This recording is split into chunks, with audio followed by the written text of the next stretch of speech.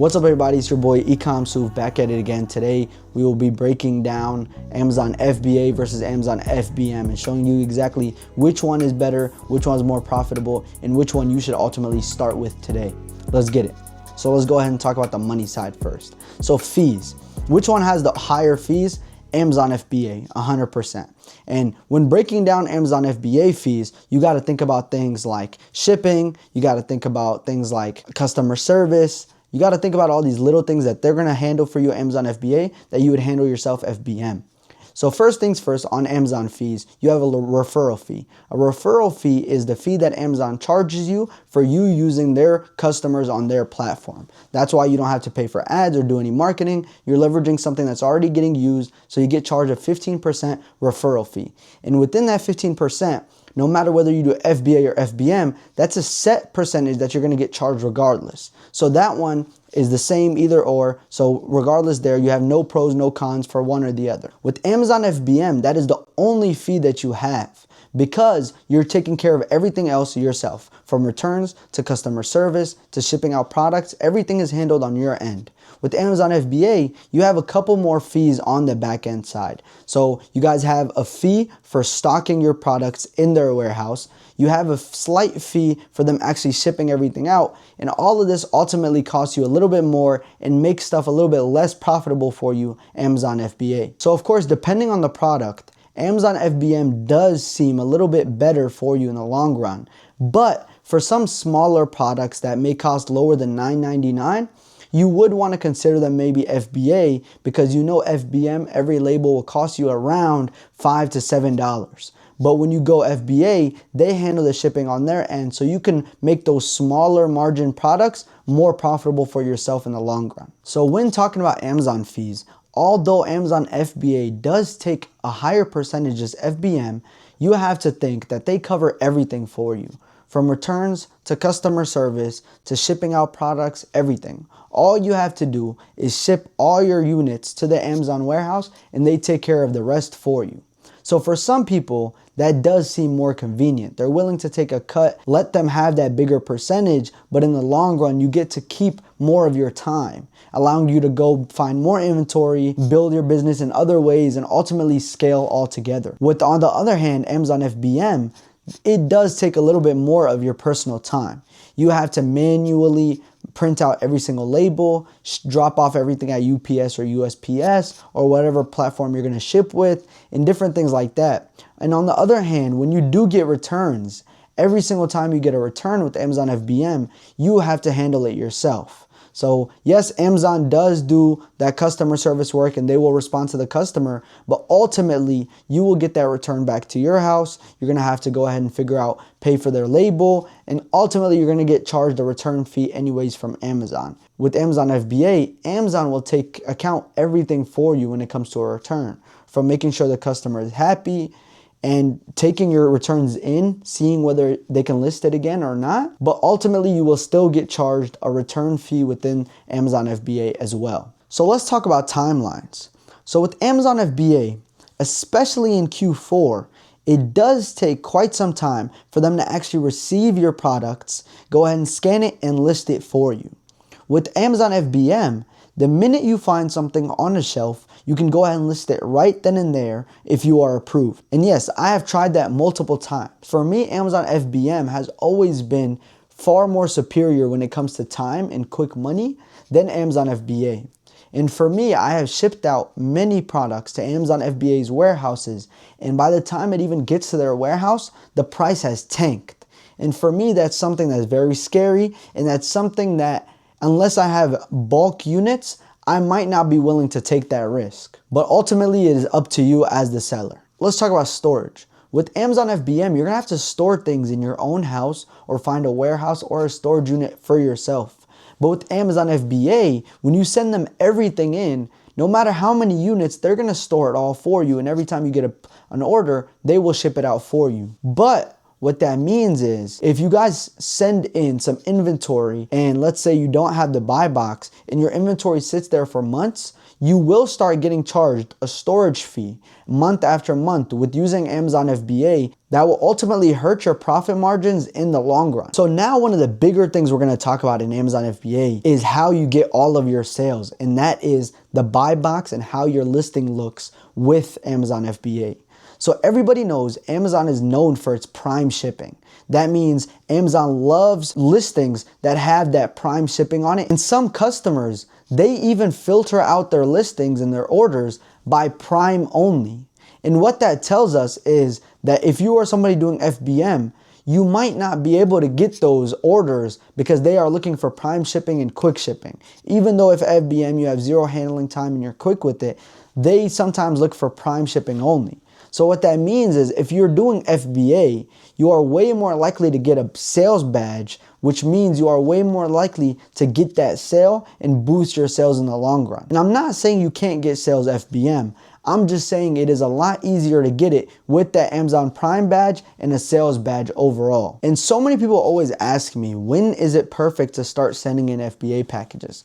And I don't think it's a matter of time, I think it's a matter of products. If you have enough products to where you think doing FBA will ultimately save you more time and the profit margins look about the same, I think it's time to test out that Amazon FBA order. If you can go right now to Ollie's, Ross, Marshalls, or even online arbitrage, and you find a profitable product, FBA and FBM, but then you want to order 100 or 150 units, and you can ship this all in one box, I personally would ship it Amazon FBA. And what that does for you is instead of you single-handedly labeling and shipping 150 units, what you can do is ship them all in one big box to Amazon's warehouse, where they will split it across all their warehouses and take care of everything for you. And sometimes you will be surprised to find that there are similar profits, FBA and FBM. And a lot of those times, why wouldn't you take FBA, save your time, send that 150, and you can go ahead and find more products. One thing I will say, as a beginner, if you're somebody that's not playing with a lot of capital, FBM will be your best friend. As I said before, FBA does take a week to 3 weeks to actually receive your inventory and list it for you. So what that means is you can buy inventory today, ship out your FBA order tomorrow, and not even get your first sale or first payout for the next 3 weeks. So if you're somebody who's playing with very limited capital, FBM is your best friend because you can buy something today, list it today, and potentially get a sale and a payout tomorrow. So if you are somebody playing with very limited capital, you might want to start FBM first and scale your way up to FBA. A lot of people ask me what I do and what I recommend, and I'm here to tell you guys that I've done 98% of my sales FBM. And why I choose that is because I like to actually feel fulfilled when doing a business. For me, the business is a little bit further than just the money aspect. It's actually feel like I'm fulfilling something every single day. And for me, being able to go to Ollie's today and get a product and list it and potentially sell out by the time I get home, for me is a little bit more beneficial. As well as I use different shipping methods like Vico instead of actually using the Amazon Seller Central shipping, and it allows me to get a little bit of cash back on every single label I buy. So yes, even though the shipping cost does cost me a couple dollars every single time, about $4 to $7, it allows me to get cash back every single time I buy a label, and about every 50 to 100 labels, I get a free label. So ultimately, I do think it's better for me in that run because I know I'm shipping out 100 to 150 units every single week. So I know I'm getting free labels every single week. So if you are somebody looking to do FBM, I will put the Vico link below in the description. Vico is just a shipping platform that's connected with Amazon, and it's an Amazon verified app. And it connects your Amazon Seller Central to Vico, where you'll start to get all of your orders straight on Vico, and you can go ahead and buy and send the notifications to the buyer straight from Vico. And you can start getting cash back while still having that reliability of an Amazon verified app. If you're also looking to do Amazon FBA, I'm gonna come out with a new video. Stay tuned, and it's gonna explain exactly how to send out an Amazon FBA package into the Amazon warehouse. So another con that comes with Amazon FBA is the fact that you guys will actually sometimes lose your products in their warehouse. And it hasn't happened to me, but I have heard from many different Amazon sellers that sometimes, especially in busy times like Q4, When you send in an Amazon FBA package, sometimes it can get lost and it can get mixed up with other people's products. So what that does is, if it gets lost for you, they're gonna take as much time as they need to try to find it. And if they can't find it at the end of it, they're gonna reimburse you. But that's after maybe a month or even 2 months of them looking for your product. And what that forces you to do is you just lose money in that dead inventory right then and there. Yes, you will get it reimbursed, but you will not get reimbursed your time. So that's a pretty big con to me, is the fact that even though it is a low chance, there is still a chance that you lose your inventory and they spend weeks, maybe even months trying to find it. That's something that with FBM will not happen to you, because at the end of the day, you are in control of all of your inventory. It's whether you have a storage unit, whether you keep it in your car, whether you bring it in your house, that is all on you. And I think that's one of the pros that Amazon FBM allows you to do, is just be in control of all of your inventory. And that's one of the pros that Amazon FBM allows you to actually hold your inventory and control it yourself, and allow yourself to take away those little mistakes that Amazon FBA's big warehouses might make. So you might ask, which one is the better strategy to start with today? And my answer is, it all depends on you as a seller. If you're a new seller and you're just starting to get into Amazon, I will 100% recommend that you start with FBM. And the reason I say this is because with FBM, you will be a lot more hands-on and you'll have a lot more control over your products and your inventory. And what that allows you to do is learn all the ins and outs of Amazon in a very short amount of time. During my 10K month, my first ever month, I did completely Amazon FBM. And what that allowed me to do was completely learn everything there was to learn about Amazon and the science behind getting the buy box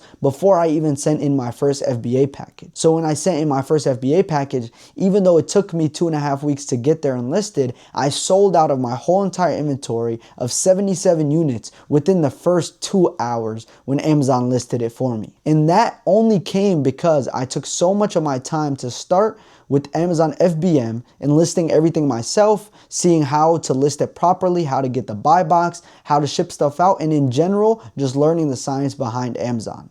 I think another thing that comes into play when looking at which strategy is better for you is how much capital you have to start with. If you're somebody who has business funding and let's say you have 0% interest for the next couple of months, yes, Amazon FBA might be better for you because you can allow yourself to focus a lot more on getting products, scaling, while Amazon takes care of all the little things like shipping out products every single day.